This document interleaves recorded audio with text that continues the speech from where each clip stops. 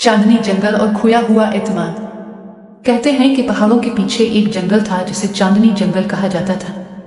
इस जंगल की खास बात यह थी कि रात के वक्त चांद की रोशनी में दरख्त चमकने लगते थे और पूरा जंगल किसी ख्वाब की तरह नजर आता था। यहाँ रहने वाले जानवर एक दूसरे के साथ अमन और भाईचारे से रहते थे। कोई किसी का दुश्मन नहीं था, क्योंकि सब जानते थे इत्तेहाद ही उनकी असल ताकत है। इस जंगल में एक नौजवान भेड़िया रहता था जिसका नाम राहील था। राहील तेज, समझदार और निहायत वफादार था। अगरचे भेड़िया होने की वजह से कुछ जानवर इससे डरते थे, मगर राहील ने कभी किसी कमजोर जानवर को नुकसान नहीं पहुंचाया।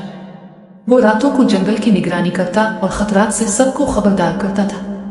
चांदनी जंगल का एक और अहम किरदार एक बंदर था जिसका नाम चुनको था।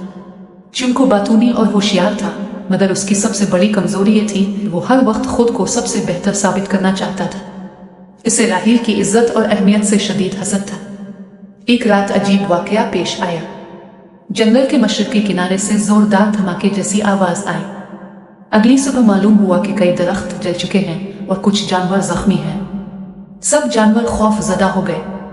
जंगल में ऐसी तबाही पहले कभी नहीं देखी गई थी। जानवरों की मजलिस बुलाई गई। अक्लमंद कछुआ बाबा नैयर बोला, यह हादसा नहीं, किसी की लापरवाही या साजिश लगती है। हमें सच तलाश करना होगा। इसी वक्त चुनको ने मौका देखकर कहा, मैंने रात को राहील को इस तरफ जाते देखा था। ये सुनते ही जंगल में सरगोशियां होने लगी। सबकी नजरें राहील पर जा टिकी। राहील को शदीद सदमा पहुंचा, मगर उसने गुस्सा करने के बजाय कहा, अगर सच जानना है तो मुझे खुद सच ढूंढने दिया जाए। कुछ जानवर इसके हक में थे और कुछ इसके खिलाफ, मगर आखिरकार फैसला हुआ कि राहील को 3 दिन दिए जाएं। अगर वो अपनी बेगुनाही साबित न कर सका तो उसे जंगल छोड़ना होगा। राहील तन्हा निकल पड़ा। वो जानता था कि असल मुजरिम अभी आजाद है।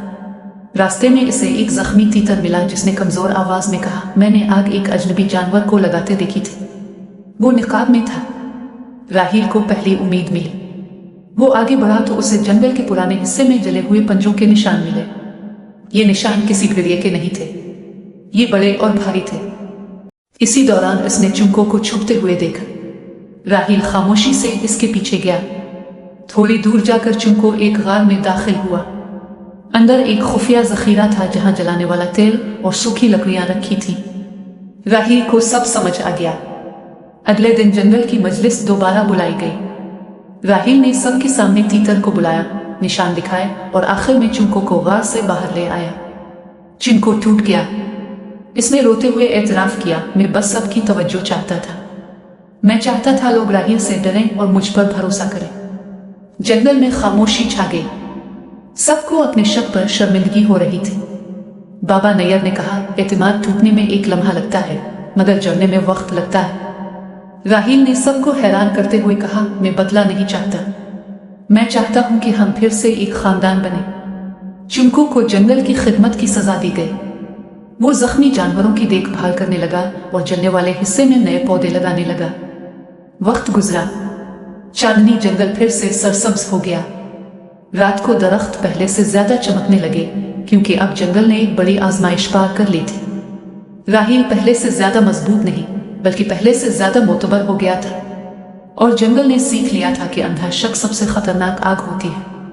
इखलाकी सबक, एतमाद टूट जाए तो जंगल जल जाता है, और एतमाद बच जाए तो अंधेरे भी रोशन हो जाते हैं।